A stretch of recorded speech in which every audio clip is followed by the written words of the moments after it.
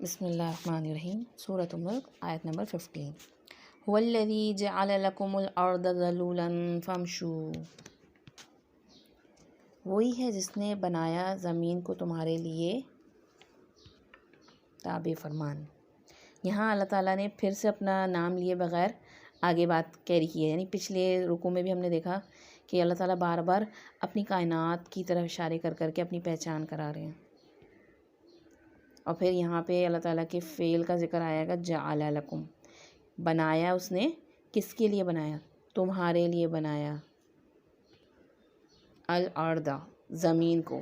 یعنی ہم پچھلے رکوع میں دیکھتے ہیں کہ اللہ تعالیٰ نے آسمان کی طرف اشارہ کیا تھا کہ آسمان کی طرف دیکھو، غور و فکر کرو جس نے آسمان بنایا ہے، اور آسمان تک ہماری رسائی جیسے ہماری نگاہوں سے اور کچھ چیزوں سے ممکن ہے، لیکن آسمان کے اندر زیادہ تر ہم دیکھتے ہیں کہ غیب کی چیزیں موجود ہیں، ایک الگ ہی دنیا موجود ہے۔ ظاہر سی بات، ہم نے جو معراج کی حدیث پڑھی تھی اس میں کہ ہر آسمان پہ ایک الگ دنیا ہے، الگ وہاں پہ کام ہو رہے ہیں، تو اس کے حوالے سے ہمیں بس وہی علم ہے جو ہمیں نبی کریم صلی اللہ علیہ وسلم نے دیا ہے، اور ہم نے اسی پہ ایمان رکھنا ہے۔ مزید زیادہ ٹٹولنا اور مزید اس کے اندر نہیں ہم جا سکتے، لیکن جو جاتے ہیں یعنی کہ جنات، ان کا ذکر کیا گیا تھا کہ جو آسمانوں میں سنگن لینے، باتیں سننے غیب کی جاتے ہیں، تو ان کے ساتھ معاملہ کیا جاتا ہے، انہیں رجم کیا جاتا ہے۔ اب یہاں اللہ تعالیٰ انسان کو زمین کی طرف متوجہ کرا رہے ہیں کہ تمہارے لیے تو زمین بنائی گئی ہے، لکم الارض، جعل لکم الارض، تمہارے لیے ہم نے زمین کو بنایا ہے۔ اور کیسا بنایا زمین کو؟ ذلولا، تابع یعنی نرم۔ یہ لفظ جو ہے ذا لام لام سے ہے، اور یہ ذلول لفظ جو ہے نا قرآن مجید میں سورۃ البقرہ میں آیا ہے، گائے کے لیے استعمال ہوا ہے۔ تو یہ نرم، مطیع، تابع، سہل، ہموار، تابع فرمان، اس کے لیے استعمال ہوتا ہے کہ دیکھو تو زمین کس طرح اللہ تعالیٰ نے بنائی ہے۔ زمین پر جب ہم چلتے ہیں، جب ہم اسے پھاڑتے ہیں تو یہ بچھی رہتی ہے، کچھ نہیں کرتی۔ آپ دیکھیں کچھ وقتی طور پہ زمین میں جو ایک گرج اور ایک ہلنا جولنا آتا ہے جو زلزلے کے موقع پر، تو انسان ڈر جاتے ہیں گے، کس طرح سے کتنی ہیبت و خوف محسوس ہونے لگتا ہے کہ زمین ہل رہی ہے۔ لیکن اللہ تعالیٰ نے زمین کو، کتنا شکر ہے کہ اس نے ہمارے لیے ایک نعمت کے طور پہ زمین کو نرم بنایا گا، ہموار بنایا گا، تابع کر دیا ہمارے لیے، یعنی اس کو ہمارے لیے مسخر کر دیا گا۔ کس لیے کرایا؟ تاکہ ہم اس سے اپنی ضروریات پوری کر سکیں۔ تو آگے اللہ تعالیٰ کیا حکم دے رہے ہیں؟ فَامْشُوا فِي مَنَاكِبِهَا، فَامْشُوا جو ہے نا یہ فعل امر ہے، یعنی اللہ تعالیٰ کا حکم ہے کہ اس میں چلو، بس اب تم نے کیا کرنا ہے؟ زمین میں چلنا پھرنا ہے۔ فی مناکبها، اس کے اطراف میں۔ منکب نا اس کو کہتے ہیں کندھے کو، جیسے کتف کندھے کو کہتے ہیں، اس کا منکب بھی کہتے ہیں۔ یہ مونڈا ہوتا ہے نا، کندھے اور شانے کا جو جوڑ ہوتا ہے، اس کو کہتے ہیں۔ تو کندھا کیا ہوتا ہے کہ مڑا ہوا ہوتا ہے، تو زمین بھی ایک طرح سے گلائی میں ہے اور مڑی بھی ہے، کہیں پہاڑ آتے ہیں پھر اٹھے ہوئے، پھر راستہ بچھا ہوا آتا ہے، اونچ نیچ ہے اس میں زمین میں۔ تو یہاں اللہ تعالیٰ ہمیں کیا حکم دے رہے ہیں کہ میں نے زمین کو تمہارے لیے بنایا، اور ہمیں اللہ تعالیٰ نے اپنی عبادت کے لیے بنایا، اور اللہ تعالیٰ کی طرف سے اب حکم کیا آ رہا ہے کہ فَامْشُوا، بس اس میں چلو پھرو۔ یہ نہیں کہا جا رہا کہ اس کی کسی غار میں جا کے بیٹھ کے تسبیح پکڑ کے اعتکاف میں بیٹھ جاؤ اور اللہ اللہ کرتے رہو، بلکہ اس میں اپنی ضروریات پوری کرنے کے لیے کوشش کرو، بھاگ دوڑ کرو۔ دیکھیں نا انسانوں نے اس زمین پہ ساتھ کیا کچھ کیا، اس میں کھیت لگائے، سڑکیں بنائیں، عمارتیں، مائننگ، یہ سب کچھ انسانوں نے کیا۔ اس سے پہلے اس زمین پہ جنات موجود تھے، جن کے بارے میں فرشتوں نے کہا تھا نا کہ اللہ تعالیٰ آپ ایک اور مخلوق کیوں بنا رہے ہیں، جب سے اس سے پہلے جنات جو تھی وہ زمین میں فساد کر چکے ہیں۔ تو جنات نے یہ سب ایکسپلوژن نہیں کیا تھا، یہ سب انسانوں نے کیا ہے۔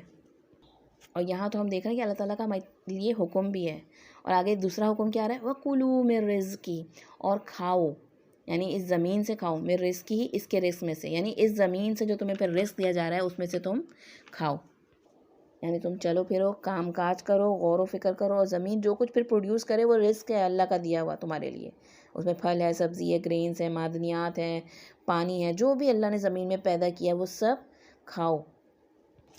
لیکن ایک چیز نہیں بھولنا، وَإِلَيْهِ النُّشُورُ، کہ تمہارا دوبارہ اسی کی طرف تمہیں لوٹنا ہے۔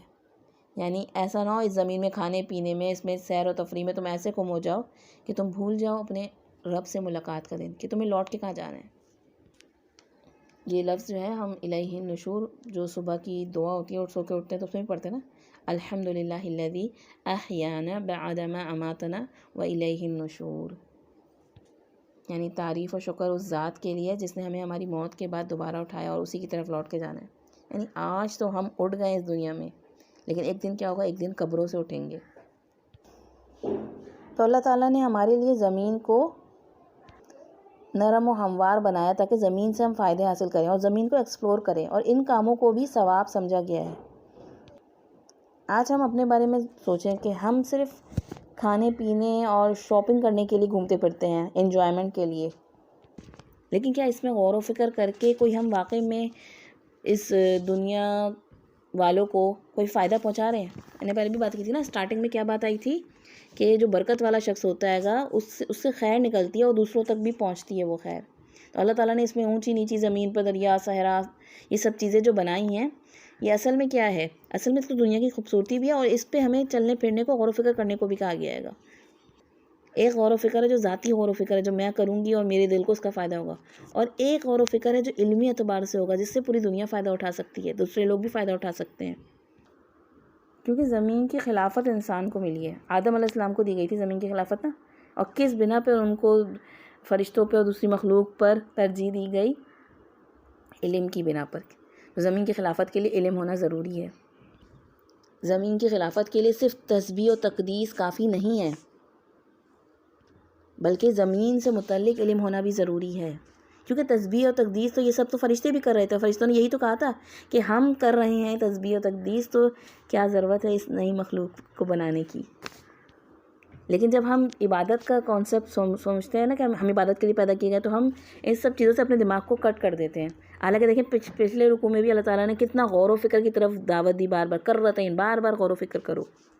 تو دنیاوی علم جو حاصل کرنا ہے، یہ بھی دیکھ، دینی علم تو حاصل کرنا انسان کے اوپر فرض ہے، فریضہ ہے کہ انسان کو پتہ ہونا چاہیے کہ وہ اپنے رب کو کس طرح خوش کرے اور کس طریقے سے طہارت اور یہ سب عبادات وغیرہ انجام دے اور اپنے معاملات صحیح کرے. لیکن دنیاوی علوم بھی، دنیا کو ایکسپلور کرنا بھی، یہ سب بھی ہمارے لیے بہت ضروری ہے.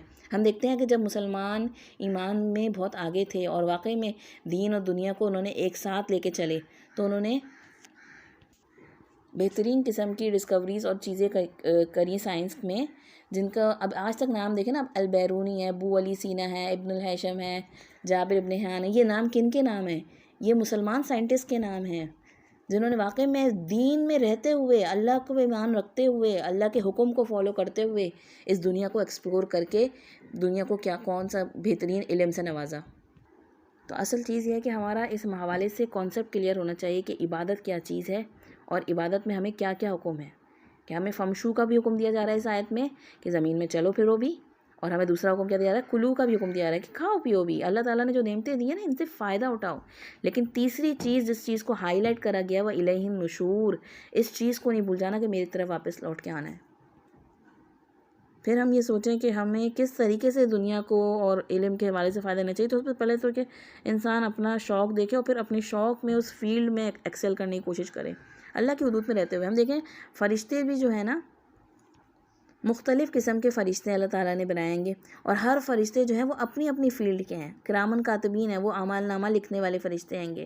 موت کے فرشتے الگ آتے ہیں گے، اور ان کے لیڈر جو ہے ملک الموت ہیں، یعنی جو کام وہ کرتے ہیں اور کوئی نہیں کرتا پوری فرشتوں کی اس لسٹ میں. اور پھر ایک اسرافیل علیہ السلام ہے کہ ان کی پوری توجہ صرف سور پہ ہے کہ جب اللہ تعالیٰ حکم دے گا تو میں سور پھونک دوں گا. ابھی ان کا صرف یہ کام ہے، وہ اپنی نگاہیں اللہ کی عرش کی طرف رکھے ہوئے اور کان عرش کی طرف لگائے ہوئے سور میں منہ دیے بیٹھے انتظار کریں. ان کے ایکسپرٹ ہیں گے اس اپنی فیلڈ میں، اسپیشلائزڈ ہیں. تو ہمیں بھی اپنا شوق دیکھتے ہوئے، اپنے حالات دیکھتے ہوئے، اور ہمارے ایمان والوں کو، دنیا والوں کو، امت کو کس چیز کی ضرورت ہے، پھر فیلڈ اختیار کرتے ہوئے اس میں ایکسل کرنے کی کوشش کرنی چاہیے. اور اپنی نیتوں کو بار بار، وہی ہم دین کا کام کریں، دنیا کا کام کریں، ہم کہیں بھی چلے جائیں، سب سے بڑا ٹیسٹ ہماری اندر کی نیت کا ہے کہ ہم اپنی نیت کا جائزہ لیتے رہیں. کیونکہ دیکھیں دین کا کام اگر ہم نے دنیا حاصل کرنے کے لیے، دنیا کے فائدوں کے لیے کیا تو وہ قبول نہیں ہوگا، وہ آگ میں ڈال دیے جائیں گے. لیکن اگر دنیا کا وہی کام ہم نے دین کو فائدہ پہنچانے کے لیے کریں گے تو کیا ہوگا، وہ ہماری عبادت بن جائے گا.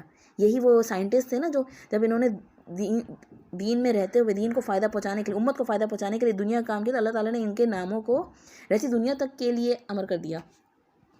تو ہم نے امانت داری سے کام کرنا ہے، دوسروں کو خیر پہنچانے کے لیے دنیا میں، اور اپنی پوری لمٹس کو جانتے ہوئے اپنے حجاب کے ساتھ کسی آکورڈ سے آکورڈ ماحول میں بھی چلے جائیں تو ہم اپنی آئیڈینٹی کو نہ بھول جائیں کہ ہم مسلمان ہیں، میں اللہ کی بندی ہوں. اس وقت سب لوگ ایسے ہوں تب بھی میرے ساتھ فرشتے موجود ہیں اور میرا رب مجھے دیکھ رہا ہے، میرے اندر کو بھی دیکھ رہا ہے، میرے باہر کو بھی دیکھ رہا ہے، وہ میرے ظاہر کو بھی جانتا ہے، وہ میرے باطن کو بھی جانتا ہے. اور الہی النشور یاد رکھنا ہے کہ میں نے اس کی طرف لوٹ کے جانا ہے. اس نے مجھ سے اس سب چیزوں کے بارے میں پوچھنا ہے کہ جو اس نے مجھے نعمتیں دی تھیں، میں نے ان نعمتوں کو کس راہ پہ لگایا اور کن حدود کے اندر رہتے ہوئے لگایا. جو حدود اور باؤنڈریز اللہ نے دی ہے نا، ان سے تجاوز نہیں کرنا. کیا کہا جا رہا ہے؟ فی منا کی بھی، ہاں اس کے اطراف میں رہو، یعنی زمین کو اطراف میں رہیں، اس کے اندر نہ گھس جائیں، اور دل میں ایسا نہ ہو دنیا گھس جائے. یہ زمین کی محبت، یہ مٹی سے نکلی ہوئی چیزیں جو میٹیریلسٹک اپروچ دیتی ہیں ہمیں نا، اس مٹیریلزم کی محبت ہمارے دلوں میں نہ آ جائے. اور آگے یہ بھی کہا جا رہا ہے وَكُلُوا مِن رِزْقِهِ، میرے دیے ہوئے رزق میں سے کھاؤ. اللہ تعالیٰ جو اس کے دیے ہوئے رزق میں سے کھاؤ، جو اللہ رزق دے رہا ہے. اصل میں رزق اللہ کے ہاتھ میں ہے. اللہ تعالیٰ نے دنیا کو، زمین کو وسیلہ بنایا گا کہ رزق حاصل کرنے کا. یہ دنیاوی علوم بھی ہو سکتا ہے، کچھ بھی، لیکن کبھی بھی اپنی قابلیت نہ سمجھیں اس کو کہ میں نے اپنے بلبوتے ہوئے میں نے اتنی محنت کری تو یہ اتنا رزق مجھے دیا جا رہا ہے. اس چیز کو نہیں بھولنا کہ یہ دارالامتحان ہے یہ زمین، اور اگلے گھر کا بھی تعلق اس زمین سے ہی ہے کہ اگلے گھر کے لیے بھی ہمیں جو کچھ کمانا ہے وہ اس زمین سے کمانا ہے. یعنی زمین تمہارے لیے یہاں بھی کھانے کا ذریعہ ہے، اور اگلی دنیا کا تمہیں جو ویزا ملے گا وہ بھی اس زمین سے لے کے جانا ہے، یعنی کہ جنت کا ویزا. اگر جنت کا ویزا نہیں لگا ہوگا تو ظاہر سی بات ہے الٹیمیٹلی جہنم میں ڈال دیے جاؤ گے، جس کا ذکر ہم پچھلے رکوع میں اتنی تفصیل سے پڑھ کے آئے ہیں. اور دوسری چیز، رزق کے معاملے میں پریشان نہ ہو انسان. رزق کے معاملے میں اللہ ہی پہ بھروسہ کرے، لیکن کوشش خود کرنی ہے. اللہ نے رزق ہمارے لیے رکھا ہے، اپورچونٹی تلاش کرنی ہے ہمیں. حدیث مبارکہ میں آتا ہے اگر اللہ پر تم ویسے توکل کرو جیسے کہ توکل کا حق ہے، تو وہ تمہیں ایسے رزق دے گا جیسے وہ پرندوں کو رزق دیتا ہے کہ وہ صبح کو نکلتے ہیں خالی پیٹ اور شام کو بھرے ہوئے پیٹ واپس آتے ہیں. یعنی بھروسہ ٹوٹل، محنت اپنی طور پہ کرنی ہے، ٹوٹل بھروسہ اللہ پہ کرنا ہے کہ اللہ ہی دے گا تو ملے گا. اور محنت بھی کن راستوں پہ کرنی ہے؟ جائز راستوں پہ. یعنی کہ انسان جائز ناجائز ہر راستے میں سوچے میں ادھر محنت کر رہا ہوں تو کیا فرق پڑتا ہے گا. نہیں، جائز راستوں پہ، کسی اور کا حق نہ مار رہا ہو، کہ اللہ کے کسی حکم کی توڑتے ہوئے نہ جا رہا ہو. اور توکل کیسے آئے گا؟ توکل اس حوالے سے رسول اللہ صلی اللہ علیہ وسلم نے ابن عباس صلی اللہ علیہ وسلم کو سکھایا تھا. ایک حدیث مبارکہ میں ہے کہ آپ صلی اللہ علیہ وسلم ابن عباس صلی اللہ علیہ وسلم فرماتے ہیں اے بیٹے، اگر ساری مخلوق بھی تم کو نقصان پہنچانا چاہے تو نہیں پہنچا سکتی مگر جو اللہ چاہے. یعنی اللہ نے جو لکھ دیا تمہارے لیے نا وہی ہو سکتا ہے، اتنا ہی نقصان ہو سکتا ہے تمہارے. اور اگر ساری مخلوق مل کر بھی تمہیں فائدہ پہنچانا چاہے تو نہیں پہنچا سکتی مگر جو اللہ چاہے. یعنی جب اللہ نے لکھا ہوگا فائدہ پہنچنا، رزق تمہارے پاس وہی پہنچے گا جو اللہ چاہے گا. تو اللہ رب العزت کا مقابلہ کرنے کے لیے کوئی لشکر نہیں ہے. رزق تمام کا تمام اللہ سبحانہ تعالیٰ کی طرف سے ہے، اور اگر وہ رزق روک لے تو کوئی نہیں دے سکتا. تو اس رب کو راضی کرنے کی کوشش کریں. دنیا میں انسان نکلے، دنیا کمانے کی کوشش کرے، لیکن رب کی رضامندی کے ساتھ. رب نے جو راستے بتائے، جو حدود بتائی ہیں، ان کے اندر دائرہ کار میں رہتے ہوئے، اور بھروسہ بھی پھر رب العزت پہ کرے.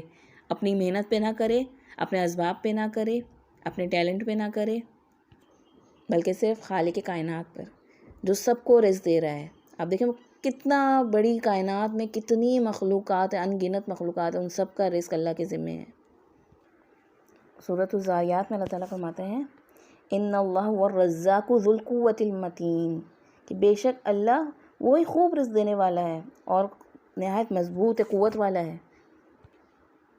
تو جو زمین پہ سب کو، ہر جاندار کو رزق دے رہا ہے اسی کے ذمے ہے، تو اسی پہ ہم نے ڈیپینڈ کرنا ہے. کسی غیر اللہ سے رزق نہیں مانگنا، کوئی بھی ایسا کام نہیں کرنا جو اللہ رب العزت کے دامن چھڑا دے. آپ دیکھیں شیطان بھی اللہ سے رزق مانگتا ہے. ایک دفعہ نبی کریم صلی اللہ علیہ وسلم سے شیطان نے کہا کہ میرے رزق کیا ہے، یعنی کہ نبی کریم صلی اللہ علیہ وسلم نے حدیث بتائی ہے اور اللہ سے کہا کہ میرا رزق کیا ہے، تو اللہ تعالیٰ نے فرمایا کہ جس چیز پہ میرا نام نہ لیا گیا وہ تیرا رزق ہے. یعنی جس چیز پہ اللہ کا نام نہ لیا جائے تو وہ رزق کس کا ہوتا ہے؟ وہ شیطان کا رزق ہوتا ہے. تو اللہ تعالیٰ سے پورے یقین کے ساتھ مانگیں. وہ تو نافرمانوں کافروں کو بھی دیتا ہے رزق. لیکن ہم نے حلال رزق کی دعا کرنی ہے، طیب پاک رزق کا سوال کرنا ہے، اور کبھی بھی رزق کی وجہ سے عبادت سے غافل نہیں ہونا، اللہ کی اطاعت و فرما برداری سے نہیں پھرنا کہ میرے رزق میں پرابلم ہے، میں تو اس جگہ پہ جاب کروں گا اور یہاں پہ ایسی بات ہے حلال حرام کا کوئی فرق نہیں ہے، تو ایسا نہیں کرنا۔ اور یہ بھی یاد رکھیں رزق صرف کھانے کا نام نہیں ہے، بلکہ روحانی رزق بھی ہوتا ہے، علم و ہدایت بھی اللہ تعالیٰ دیتا ہے، یہ روحانی رزق ہے۔ دنیاوی علم بھی رزق ہے گا، رب زدنی علما ہمیں دعا سکھائی گئی نا، میرے علم و فہم میں اضافہ فرما۔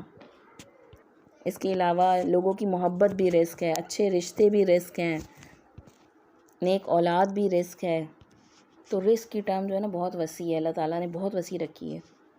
ایک حدیث مبارکہ میں آتا ہے، اے ابن آدم میری عبادت کے لیے فارغ ہو جا، میں تیرے دل کو بے نیازی اور تیرے ہاتھ کو رزق سے بھر دوں گا، اور اے ابن آدم اگر تو میری عبادت کے لیے فارغ نہ ہوا تو میں تیرے دل کو فقر سے اور ہاتھ کو مشغولیت سے بھر دوں گا۔ یعنی انسان اتنا مشغول رہے گا چیزوں میں کہ پھر اس کو موقع ہی نہیں ملے گا اپنے آپ کے بارے میں سوچنے کا، اپنی آخرت کے بارے میں سوچنے کا۔ تو رزق کے حوالے سے ہمیشہ یاد رکھیں کہ کوشش کرنی ہے لازمی، لیکن دعا بھی کرنی ہے اور اللہ ہی پر بھروسہ کرنا ہے، اور اللہ تعالیٰ کی حدود نہیں توڑنی ہے رزق کے معاملے میں کبھی بھی۔ کبھی رزق حاصل کرنے کے لیے کسی غیر اللہ کے آگے نہیں جھکنا، کہیں اور چڑھاوے نہیں چڑھانے۔ وہ رب العزت ہماری دعائیں سنتا ہے، ہر جگہ ہم اس کو پکار سکتے ہیں، اور وہ دلوں کے اندر تک کا حال جانتا ہے ہمارے۔ تو اپنے آپ کو اللہ رب العزت کے ہی سپرد کرنا ہے، اسی کے آگے سر تسلیم خم کرنا ہے۔ رزق کے خزانے سب اللہ ہی کے ہاتھ میں ہیں، اور پھر جو بھی وہ پاک حلال رزق دے تو اسے اللہ ہی کے نام کے ساتھ آغاز کرنا ہے، اس کو اللہ ہی کے نام کے ساتھ کھانا ہے۔ تو یہاں اس آیت میں بہت ہی بہترین انداز سے دنیا اور اس کے ساتھ ہمیں کیا معاملہ کرنا ہے، کس طریقے سے اس دنیا میں رہنا ہے، کہ اس کی دنیا کی چیزوں کو بھی یوٹیلائز کرنا ہے، اس میں اپنے علم کو بھی بڑھانا ہے، اور پھر اپنے حلال کے دائرے کے اندر بھی رہنا ہے، رزق کے معاملے میں اللہ پہ بھروسہ کرتے ہوئے، اور یہ نہیں بھولنا کہ وَإِلَيْهِ النُّشُورُ۔